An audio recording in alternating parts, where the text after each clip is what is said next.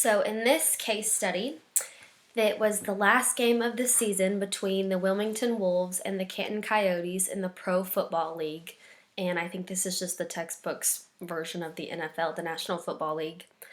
The weather that was happening, it was snowing with temperatures below freezing, so that affected the attendance of the game. It was a 75,000 seat facility, and only 10,000 or under 10,000 fans were actually filling the stadium due to the weather, but also due to the win-loss record of both teams. So between both teams combined, there were only 9 wins. So neither team had a chance to make the playoff, depending on this game. So it's kind of a lose-lose for both of them. The outcome of the game would not affect the overall standings if one of them, whichever one won. If the Coyotes lost, however, then their draft selection would improve. They would then be the worst team with the worst record in the league, and they would get the first draft pick. So in the upcoming draft, there was a quarterback named Terry Tosser, and he is the proposed first-round draft pick, and he's the best quarterback in the draft coming from college. He could lead the Coyotes to the playoffs next season. The coaching dilemma that the coaches were facing was the win would actually mean nothing, but a loss would actually mean something. So the loss gained them a top draft choice in the upcoming draft. So the coaches were torn about which strategy to take, as far as, do they lose and then effectively on purpose, or do they go and try to win this game?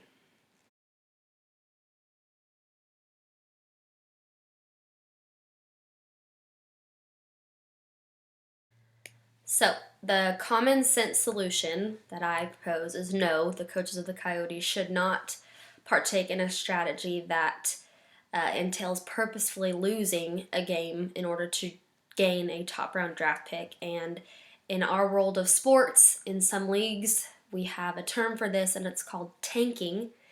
And the definition by Deeks says that tanking, as we are to understand it, is a team's intent to do less than everything it can to win.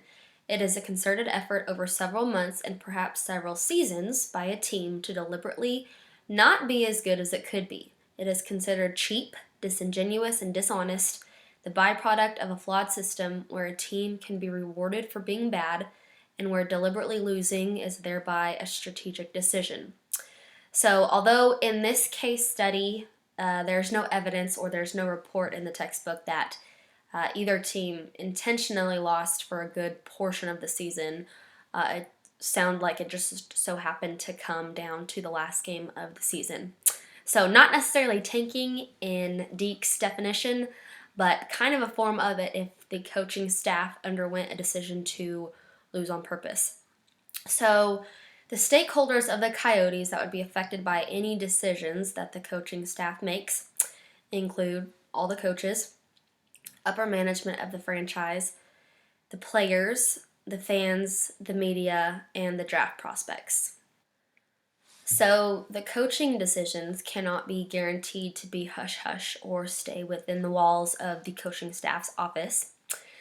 Upper management may be upset at the decision if it costs them future revenue for the next season, and it could cost them future revenue in the way of fans finding out. So if fans find out that the team purposely lost this game, they may feel betrayed. And would they feel so betrayed that they tune out next season, thus reducing revenue generated by viewerships on TV and then reducing their purchasing of buying team memorabilia?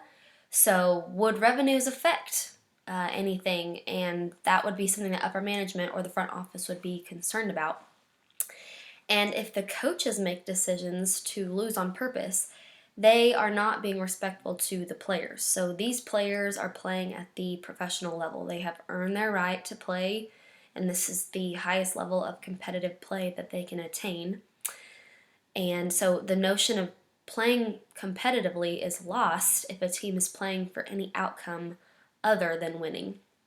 The coaches would be stripping their players' talents and abilities away from them by confining them into a level of play that is not their best in order that the team loses. So The media may bring negative press to the franchise if they were to broadcast that the coaches and team purposefully lost in order to gain the top round draft pick. This could create feelings that the franchise honestly is not the worst team and therefore they do not deserve the first round draft pick and to have that top draft selection. That is a feature, obviously, that this league is providing the franchises, and it's reserved for truly the worst team of that particular season, not reserved for teams purposely losing in order to look like they deserve such a top round draft pick. And then last but not least, the stakeholder of the draft prospects. So if they knew that they were going to a team that purposefully lost in order to get them, the draft prospects may feel like they got cheated as far as this team not actually deserving their talents.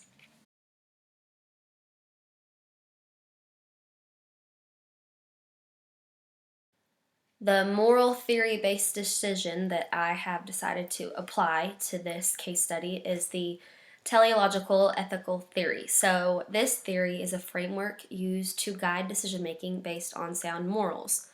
So, the teleological decision making model can be used as a guide to reaching decisions to moral dilemmas, and that is a direct definition out of our textbook by Schneider. The continual use of this decision making model can create habits of good action when faced with moral dilemmas. And the author of our textbook, Schneider, he promotes that it is important that sport community members establish that values the morally good athlete, coach, or sport manager should possess so that they can better determine how to act morally within their sport. And that's directly from page 33. So the following describes my thought process of deciding how to end the Canton Coyotes season if I were the head coach in this case study, trying to make the decision of whether to purposely lose this game, get a top draft pick, or be honest and play the game and let it unfold however destiny decides it to be. So the first step is I identified the moral problem that I face as the head coach. Like I said, on one hand, my assistant coaches and I can devise a strategy to ultimately lose the game. So to make our end goal look a little less obvious to the outside eye that we are purposefully losing this game, we can still utilize plays that would still bring success in a moment, such as for a specific set of downs. The win-loss records at the end of the season is a direct reflection of how well I and my coaching staff are performing, how well the team is synchronizing, and then how well the individual athletes are progressing their talents and skill set. So, on the other hand, aside from the decision to purposefully lose, I would want to be respectful to my athletes as far as their hard work and dedication they have put into this season. They do not like to lose. Their competitive level is so high at this level of play professionally, and they have earned their spot to play at this level. So as a coach, a morally sound coach, I would need to build an environment for my players that cultivates them to work hard at their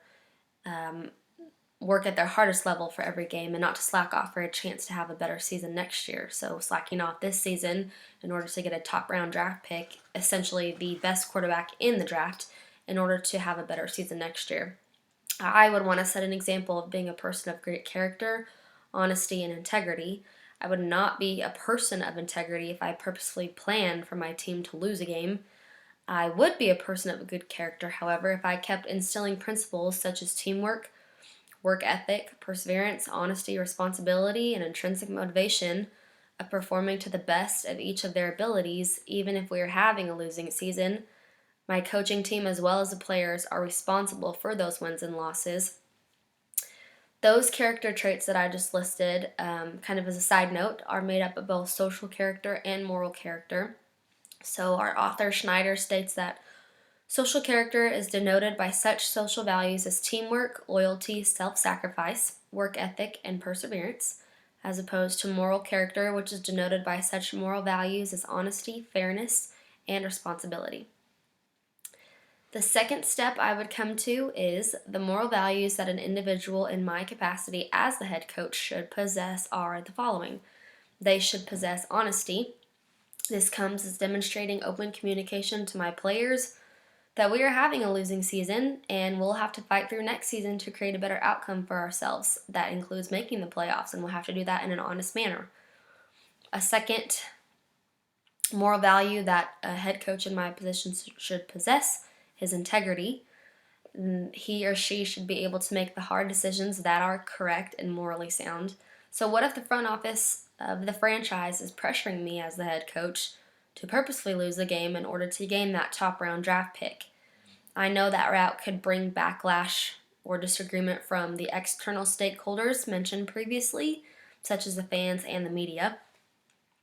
And then another more value that a head coach in my position should possess is respect. So my players, like I said, they've worked extremely hard to get to this level of play. To ask them to not play their best would be disrespectful to them, their talents, and their abilities. They are playing to consistently get better at this level. They want to see what records they can break. And if I ask them to slack off, I am taking away any opportunities they have to measure their improvement and then potentially break those records. Step 3, I determine how a head coach who has those moral values I just listed would act given the circumstances. So, the head coach would ensure that the pursuit of excellence is first and foremost the common goal among his coaching staff and his athletes. So, excellence is defined in sport not only as entailing winning, but also includes practicing moral values. That's what our author Schneider stated. And achievement of excellence should at least be a measure, if not the measure, of success, also by Schneider. So, a morally sound head coach would reiterate that playing to the best of one's abilities is the goal of sport competition, especially at the professional level that we are playing at, where the athlete's level of competitiveness is at an all-time high.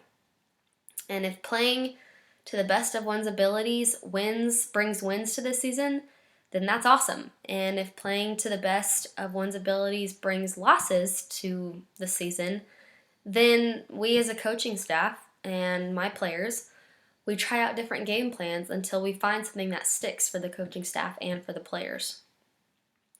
And then the last step in the moral theory decision making is my moral reasoning recommends engaging in the action that the morally good person in my capacity as the head coach would engage in. So this includes not purposefully losing this game that's coming up. So this would include playing to win, and it just so happens that if we lose because we played our best, then yes, we would get a top round draft pick. It would be the first round quarterback, the best in the draft.